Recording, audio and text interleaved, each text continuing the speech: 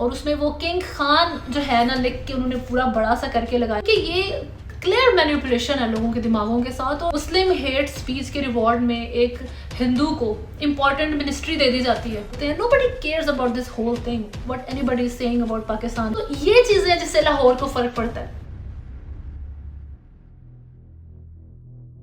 अस्सलामुअलैकुम, मैं हूं दाशमी। आप मुझे मेरे फेसबुक और यूट्यूब चैनल के ऊपर देख रहे हैं। इंडिया के दिमाग से लाहौर नहीं निकलता। ये जो इनका ऑब्सेशन है लाहौर के साथ, ये सबको ही पता है। पहले इनका दिल करता था कि जी यहाँ आके चलो नाश्ता कर लेते हैं, चले अगर आ नहीं सके लाहौर तो शायद लाहौर हमें नोटिस करता हो, हमारी एक्टिविटीज़ पर नज़र रखता हो, हमारे इलेक्शंस पे नज़र रखता हो, हम क्या कर रहे हैं, क्या खा रहे हैं। लेकिन लाहौर नज़र रखता है आपकी डेली एक्टिविटीज़ के ऊपर नहीं, आपकी किसी भी चीज़ से उसको फ़र्क नहीं पड़ता। लेकिन जिस चीज़ के ऊपर नज़र रखता है वो नहीं है जो आप समझ रहे हैं। उसके बारे में भी हम फर्दर बात करेंगे। इंडिया में प्रोपेगेंडा हो रहा है पाकिस्तान के बारे में, उसके बारे में मेरा ख्याल है बात करना, उसको एड्रेस करना बहुत ज़रूरी है। हर आए दिन इंडिया में मुस्लिम हेट स्पीच के रिवॉर्ड में एक हिंदू को इम्पॉर्टेंट मिनिस्ट्री दे दी जाती है, उसके ऊपर भी बात करनी है। लेकिन उससे पहले अगर आपने चैनल को फॉलो नहीं किया हुआ तो अभी सब्सक्राइब करें, वीडियो को लाइक एंड शेयर ज़रूर करें।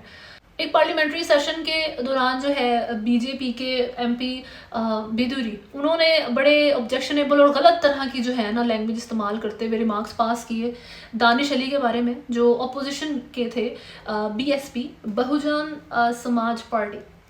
अब जी उनके इस बिहेवियर की वजह से स्पीकर ओम बिरला ने वार्न भी किया कि अगर आप ये बिहेवियर रिपीटेडली रखेंगे तो मैं बड़ा स्ट्रिक्ट एक्शन लूँगा इसके ऊपर।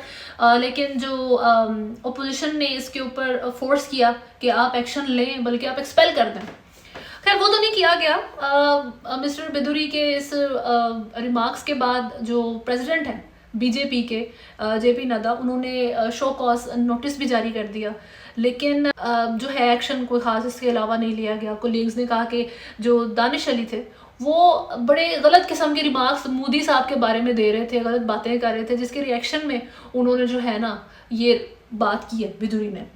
तो बहरहाल अब जी राजस्थान के एरिया में और टोंक में वोटिंग होनी थी और ये जी मुस्लिम पॉपुलेटेड एरियाज़ हैं।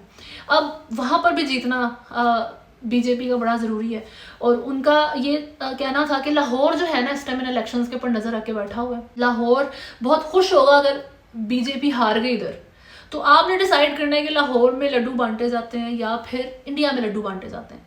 तो इन्हीं के बाद वही हो रही है ना कि एक बीजेपी ही सबसे ज़्यादा पैट्रियोटिक किस्म की जमात रह गई इंडिया के अंदर, अगर बाकी सारी पाकिस्तान की हमायत में रहती हैं। तो आपने लाहौर को नहीं खुश होने देना। साथ साथ उन्होंने ये भी कहा कि जी हमास भी नज़र रख के बैठा हुआ है, यानी कि दो लोग जिनका आपने डरावा दिनों में डाला हुआ है ना लोगों के, उनका आपने नाम ले लिया।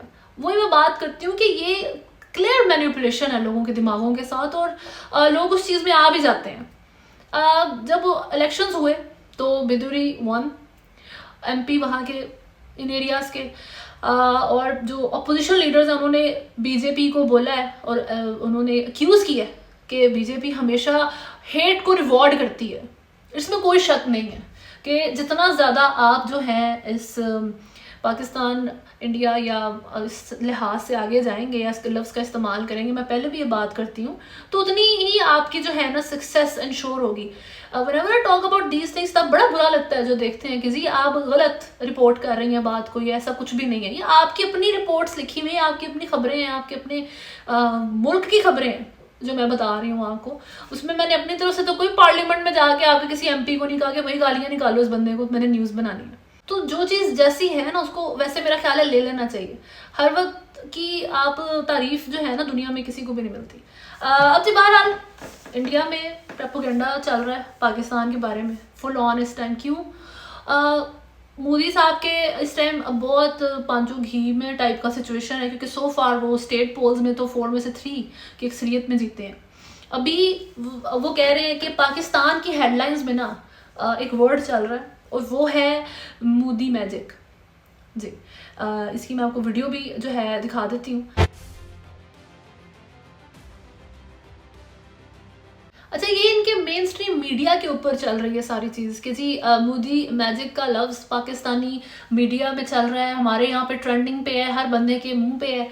मैंने तो किसी की बात से नहीं सुना अभी तक, किसी चैनल पे नहीं देखा, किसी ट्विटर ट्रेंड में नहीं देखा, कोई सोशल मीडिया के ऊपर बिल्कुल भी इस किस्म की बात नहीं हो रही है।